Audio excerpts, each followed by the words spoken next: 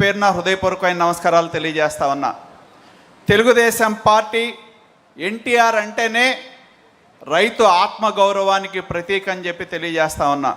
ఎందుకంటే తెలుగుదేశం పార్టీ జెండా మీద గుర్తు మన గుర్తు నాగలి. ఈ నాగలి గుర్తుని తెలుగుదేశం జెండాలో పెట్టి తెలుగుదేశం పార్టీ రైతు ఆత్మ గౌరవానికి ప్రతీకగా నిలిచిందని చెప్పి నేను ఈ వేదిక మీదుగా తెలియజేస్తా ఉన్నా. అదేవిధంగా ఇవాళ తరాల తరబడి నిర్లక్ష్యానికి గురైన సాగునీటి రంగాన్ని, వ్యవసాయాన్ని, రైతాంగాన్ని మళ్ళీ జీవం పోసింది మన తెలుగుదేశం పార్టీ ప్రభుత్వం, మన నాయకుడు ఎన్టీ రామారావు గారు, అలాగే మన నాయకుడు చంద్రబాబు నాయుడు గారు అని చెప్పి కూడా నేను తెలియజేస్తా ఉన్నా. అదేవిధంగా ఇవాళ రైతుకు కావాల్సింది భూమి కావాలి, నీరు కావాలి, విత్తనం కావాలి, పెట్టుబడి సాయం కావాలి, గిట్టుబాటు ధరలు కావాలి.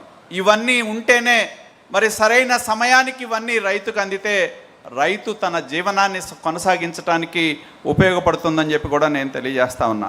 అదేవిధంగా ఇవాళ ఒక్కసారి గుర్తుంచుకోవాలి, తెలుగుదేశం పార్టీ పెట్టిన తర్వాత ఎన్టీ రామారావు గారు ముఖ్యమంత్రి అయిన తర్వాత తొలిసారిగా ఈ రాష్ట్రంలో రైతాంగానికి సంబంధించిన ఎన్నో అంశాల్లో విప్లవాత్మకమైన నిర్ణయాలు తెలుగుదేశం ప్రభుత్వం తీసుకోవడం జరిగిందని చెప్పి గుర్తుంచుకోవాలి. 50 రూపాయలకే హార్స్ పవర్ ఇవ్వడం జరిగింది ఆనాడు.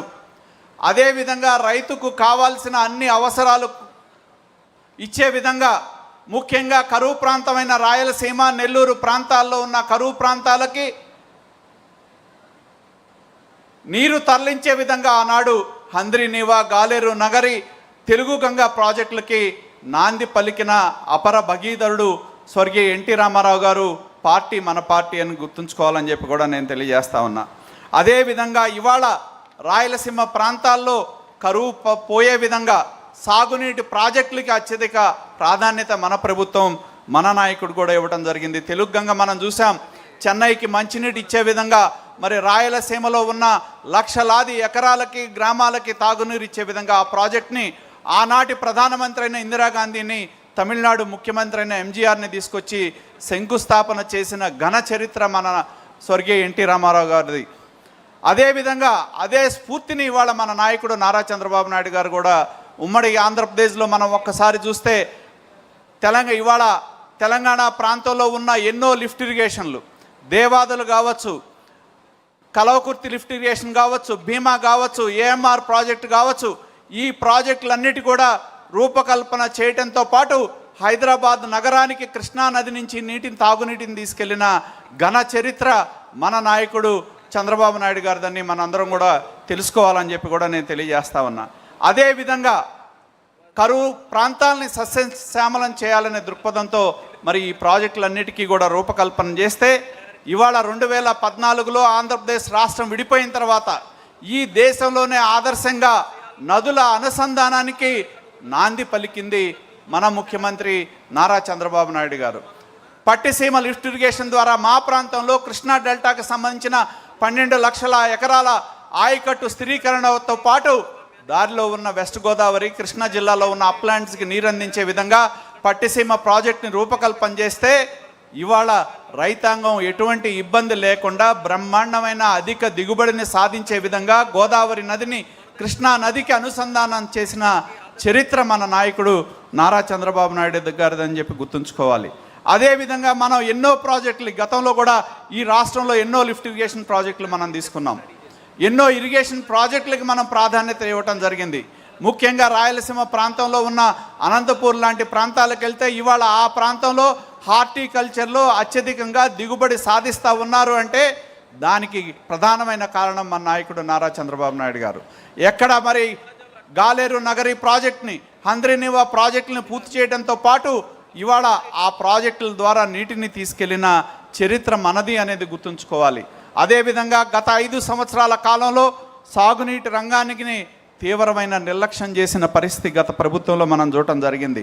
రాష్ట్ర వైకాపా ప్రభుత్వం ఏదైతే మన యువ నాయకుడు చెప్తున్నట్టు గొడ్డల పార్టీ అధికారంలోకి వచ్చిన తర్వాత రైతు ప్రాధాన్యత తగ్గింది.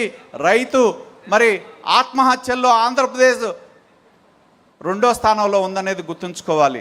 ఎవరైతే కౌలు రైతులు ఉన్నారో వాళ్ళు ఆత్మహత్యల్లో దేశంలోనే 2వ స్థానం మనం ఉంటే, మరి దేశంలో అత్యధిక రుణభారం ఉన్న రైతు ఎవరు అంటే ఆంధ్రప్రదేశ్ని ఇవాళ గత ప్రభుత్వం యొక్క పాలకుల నిర్లక్ష్యం వల్ల మరి ఆంధ్రప్రదేశ్ యొక్క రైతు పరిస్థితి దిగజారిందని చెప్పి కూడా నేను తెలియజేస్తా ఉన్నా. అదేవిధంగా రైతు పంట నష్టపోయాడు. రైతుకి నష్టం జరిగితే ఆదుకునే పరిస్థితి లేదు. సాగునీటి ప్రాజెక్టులు నిలిచిపోయినాయి. రివర్స్ టెండరింగ్ ద్వారా పోలవరం ప్రాజెక్ట్ని ఏ విధంగా విధ్వంసం చేశారో మనం చూడటం జరిగిందని చెప్పి తెలియజేస్తా ఉన్నా. రాయలసీమ ప్రాంతంలో నీళ్లు లేక పంటలు ఎండిపోయిన పరిస్థితి గత ప్రభుత్వాల కాలంలో మనం చూసాం. మళ్ళీ అవన్నీ కూడా జీవం పోసుకున్నాయంటే మరి మనం మళ్ళీ అధికారంలోకి వచ్చిన తర్వాత ఈ 23 నెలల కాలంలో మనం సాగునీటి ప్రాజెక్టులకు ఎంతో ప్రాధాన్యత ఇవ్వటం మూలన 2014-19 కాలంలో 69,000 కోట్లు ఈ రాష్ట్రంలో సాగునీటి రంగం మీద మనం ఖర్చు పెడితే గత ప్రభుత్వం 30,000 కోట్లకు మించి ఖర్చు పెట్టల. మళ్ళీ మనం అధికారంలోకి వచ్చిన తర్వాత ఈ 23 నెలల కాలంలో 23,000 కోట్ల రూపాయలు సాగునీటి ప్రాజెక్టులకు ఖర్చు పెట్టి ఇవాళ పోలవరం ప్రాజెక్టులో మొన్నే మనం చూసాం R&R కింద 2,500 కోట్ల రూపాయల R&R ప్రాజెక్ట్ కింద ఇచ్చిన చరిత్ర తెలుగుదేశం ప్రభుత్వాన్ని మన నాయకుడు నారా చంద్రబాబు నాయుడు గారు దాన్ని గుర్తుంచుకోవాలని చెప్పి తెలియజేస్తా ఉన్నా. గతంలో మనం చూసాం ఉమ్మడి ప్రకాశం జిల్లాలోని వెలుగొండ ప్రాజెక్టులు పనులు పూర్తి కాకుండానే జాతికి అంకితం చేసిన పరిస్థితి. ఇవాళ ఈ ప్రభుత్వం వచ్చిన తర్వాత R&R ప్రాజెక్టు కింద ఇవ్వాల్సిన డబ్బులు ఇవ్వడంతో పాటు వెలుగొండ ప్రాజెక్ట్ని రాబోయే 2 సంవత్సరాల కాలంలో పూర్తి చేసి ఆ జిల్లాలో సస్యశ్యామలం చేసే విధంగా ఈనాడు మన ముఖ్యమంత్రి గారు ఎంతో ప్రాధాన్యత ఇవ్వటం జరుగుతూ ఉంది. ముఖ్యంగా మన లక్ష్యం ఒక్కటే, ఈ రాష్ట్రంలో ప్రతి ఎకరాకి మనం సాగునీరు అందించాలనే లక్ష్యంతో మనం చూస్తూ ఉన్నాం. ప్రతి రైతు మోములో చిరునవ్వు చూడాలనే లక్ష్యంతోనే మన ప్రభుత్వం పనిచేస్తూ ఉందని చెప్పి కూడా గుర్తుంచుకోవాలని చెప్పి తెలియజేస్తా ఉన్నా. అదేవిధంగా ఇవాళ మనం రైతుకి పెట్టుబడి సాయం చేస్తూ ఉన్నాం అన్నదాత సుఖీభావ్ పేరుతో. మరి వ్యవసాయంలో ఖర్చులు పెరిగినాయి, పెట్టుబడి పెరిగింది. దానికి అండగా ఉండాలనే ఉద్దేశంతో మనం ఇవాళ పెట్టుబడి సాయం కింద ప్రతి రైతుకి కేంద్ర ప్రభుత్వంతో కలిపి 20,000 రూపాయలు వాళ్ళ అకౌంట్స్లో మనం డబ్బులు వేసి ఈ సంవత్సరం 9,000 కోట్ల రూపాయలు రైతుల అకౌంట్లకి మనం ట్రాన్స్ఫర్ చేయడం జరిగిందని చెప్పి కూడా గుర్తుంచుకోవాలి. అదేవిధంగా ఇవాళ ఈ రాష్ట్రంలో 2014-19లో రైతు పంటకి గిట్టుబాటు ధర లేకపోతే మొక్కజొన్నకు డబ్బులు ఇచ్చాం, మిర్చికి డబ్బులు ఇచ్చాం. ఇవాళ మనం అధికారంలోకి వచ్చిన తర్వాత ఎన్నో రైతుల గురించి మాట్లాడే జగన్మోహన్ రెడ్డి గారు అధికారంలో ఉన్నప్పుడు 1,200 కోట్ల రూపాయలు ధాన్యానికి డబ్బులు ఇవ్వాలంటే తిరిగి అధికారంలోకి వచ్చిన తర్వాత ఆ 1,200 కోట్ల రూపాయలు రైతులకు జమ చేసిన చరిత్ర మన నాయకుడు నారా చంద్రబాబు నాయుడు గారిది, మన ప్రభుత్వాన్ని అని చెప్పి గుర్తు చేయాలని చెప్పి తెలియజేస్తా ఉన్నా. ఇవాళ ఈ రాష్ట్రంలో ఎన్నో సంఘటనలు జరిగినాయి.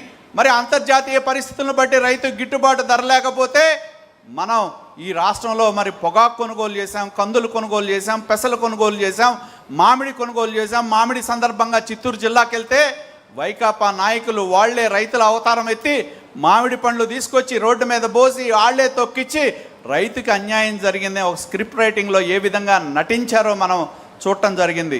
ఇవాళ ఈ ప్రభుత్వం చిత్తశుద్ధితో రైతులను ఆదుకోవాలనే ఉద్దేశంతో ఈ 23 నెలల కాలంలో 1,200 కోట్ల రూపాయల పైబడి పంటకు గిట్టుబాటు ధర ఇవ్వటానికి మనం ఖర్చు చేయడం జరిగిందనేది మీకు తెలియజేస్తా ఉన్నా.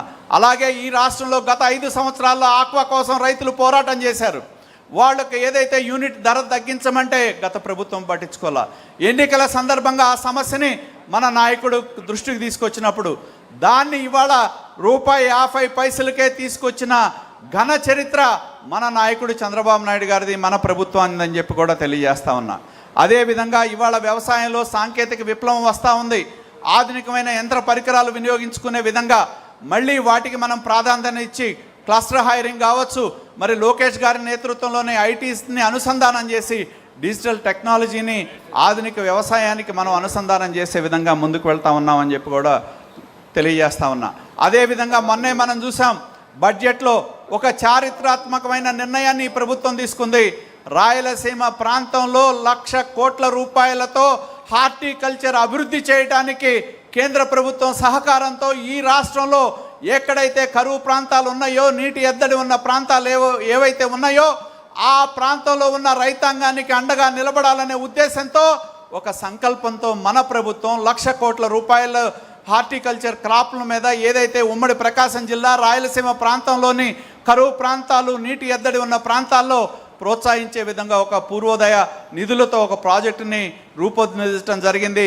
ఖచ్చితంగా ఈ ప్రాజెక్టు ద్వారా ఆ ప్రాంతంలో ఉన్న రైతాంగం యొక్క జీవన స్థితిగతులు మారతాయి అనేది గుర్తుంచుకోవాలని తెలియజేస్తా ఉన్నా. ఎందుకంటే మనం చూస్తే అనంతపూర్ జిల్లాలో అలాగే రాయలసీమ ప్రాంతంలో ఇవాళ అధిక రాబడి వచ్చే హార్టికల్చర్ క్రాప్స్కి ప్రాధాన్యత ఇవ్వడం జరిగింది. గతంలో మనం హార్టికల్చర్ సబ్సిడీ ఇవ్వటం మూలన ఆ ప్రాంతంలో హార్టికల్చర్ క్రాప్స్కి వెళ్ళి మరి ఇవాళ పామోగ్రానైట్ లాంటి పంటల ద్వారా అధిక ఆదాయం ఏ విధంగా అనంతపూర్ జిల్లాలో పలు ప్రాంతాల్లో పొందారో మనం గుర్తుంచుకోవాలి. అదేవిధంగా గత 5 సంవత్సరాల కాలంలో డ్రిప్ ఇరిగేషన్ సబ్సిడీ ఎత్తేయటం మూలాన రైతాంగం తీవ్రమైన ఇబ్బందులు ఎదుర్కొన్నారు. మళ్ళీ మన ప్రభుత్వం వచ్చిన తర్వాత ఇవ్వటం మూలానే మళ్ళీ ఇవాళ ఆ ప్రాంతంలో ఈ ప్రాజెక్టు ద్వారా మరి వేలాది మంది రైతుల యొక్క మోముల్లో చిరునవ్వు నిండాలి అనేది మన నాయకుడి యొక్క సంకల్పం.